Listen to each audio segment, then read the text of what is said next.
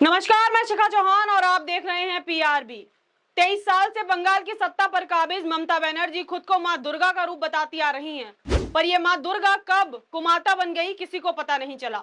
ममता पर यूं तो अपने खिलाफ उठने वाली हर आवाज को दबाने के आरोप लगते आ रहे हैं, पर वो सारी आवाजें राजनीतिक थी, इसलिए उनका जो है उसका बड़ा प्रकोप देखने को नहीं मिला। पर पिछले दिनों आरजे कर मेडिकल कॉलेज में जो रेप की घटना हुई, उसकी आवाज को ममता चाहकर भी नहीं दबा सकी। कोलकाता की सड़कों पर इंसाफ के लिए लाखों लोग एकजुट हो गए और आज पूरे देश भर के लोग, फिर वो चाहे डॉक्टर हो, मास्टर हो, इंजीनियर हो या स्कूल कॉलेज में पढ़ने वाले छात्र ही क्यों ना हो, सारी आवाजें मिलकर एक इंसाफ दिलाने की आवाज को बुलंद कर रही हैं। देश ने आज एक और निर्भया को देखा और सबसे बड़ा सवाल ये है कि आखिर कब तक देश को और कितनी ही निर्भयाओं को देखना पड़ेगा।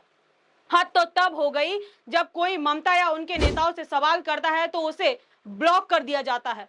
ममता बनर्जी एक महिला होकर महिला की पीड़ा ना समझ सकी और एक नया नाटक जो है उन्होंने शुरू कर दिया। अपनी ही सरकार के खिलाफ सड़कों पर प्रदर्शन शुरू कर दिया। RG Kar medical college and hospital में ट्रेनी डॉक्टर के साथ हुए अत्याचार के खिलाफ सीएम ममता बनर्जी की अगुवाई में और टीएमसी द्वारा एक रैली निकाली गई। अब सवाल ये उठता है कि ये रैली आखिर किसके खिलाफ थी, क्योंकि बंगाल की भागदौड़ तो खुद ममता बनर्जी के हाथ में है।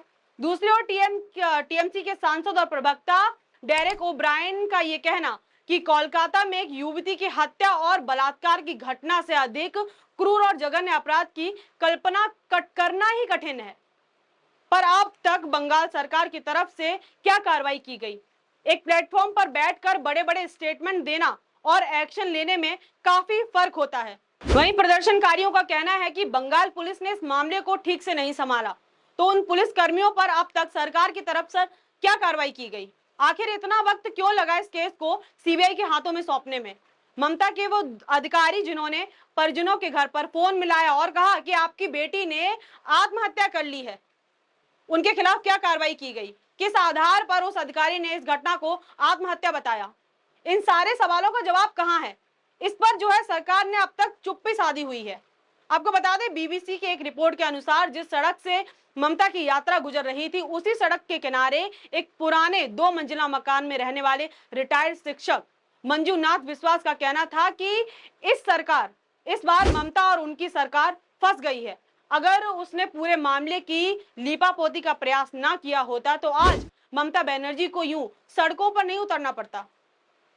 खासकर प्रिंसिपल का बचाव करना और उसको इस्तीफे के कुछ ही घंटों बाद नई बहाली दे देना, उनके उनके गले में जो है ये जो चीज उन्होंने की है, ये उनके गले में फांस बनता जा रहा है। विश्वास के मुताबिक ममता के खिलाफ मुद्दों की तलाश में जुटे विपक्ष ने अब इस मुद्दे को पकड़ लिया है। इसी सड़क पर एक और दुकान चलाने वाले मोहम्मद साबिर का कहना था कि मुख्यमंत्री खुद एक महिला हैं, पार्टी में कुल 11 महिला सांसद हैं, फिर भी एक महिला के साथ घटी ऐसी बर्बरतापूर्ण घटना के बाद सरकार वैसी सक्रियता नहीं दिखा रही है जैसी सरकार से उम्मीद की थी। उन्होंने कहा कि सीबीआई इस घटना की जांच जरूर कर रही है, लेकिन बंगाल के मामले में उसका ट्रैक रिकॉर्ड भी बेहतर नहीं है। यहाँ पे सीबीआई का जो ट्रैक रिकॉर्ड है बंगाल के मामले में खराब बताया है उन्होंने। यही वजह है कि विपक्षी हमले की दार कुंद करने के लिए अब ममता भी राज्य के आम लोगों के साथ मिलकर उनके सुर में सुर मिलाते हुए दोषियों के लिए फांसी मांग रही हैं।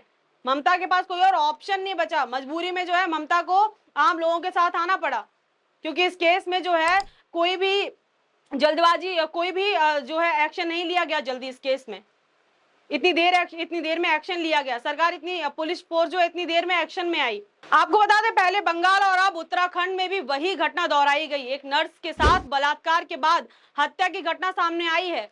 देश में एक के बाद एक ऐसी घटनाएं सामने आ रही हैं जो कि काफी दुखद हैं। ये घटनाएं शासन और प्रशासन पर कई सवालिया निशान पैदा करती हैं।